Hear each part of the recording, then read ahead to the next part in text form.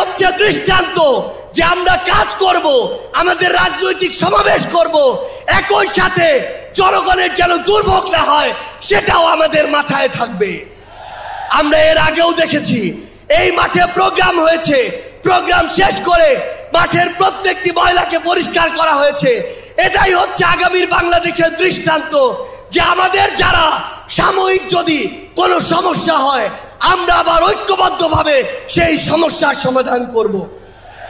একটা জিনিস মনে রাখতে হবে, এই অভ্যুত্থানে আপনারা যখন ঢাকার গুরুত্বপূর্ণ পয়েন্টগুলো থেকে শুরু করে দেশের বিভিন্ন রণক্ষেত্রে অংশগ্রহণ করেছেন, আপনাদেরকে পাঞ্জাবি পায়জামা টুপি দেখে টার্গেট কিলিং করা হয়েছে।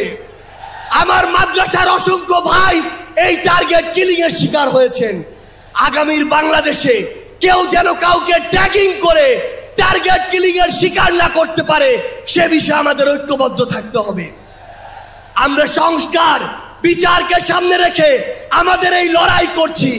আপনারা পিআর এর কথা বলেছেন, এই যে পিআর আগামীর বাংলাদেশের সংসদে আমরা যদি আসলেই জনগণের প্রতিনিধিত্ব চাই তাহলে আগামীতে এই পিআর নিয়ে আমাদের আরো জোরে সোরে ভাবতে হবে।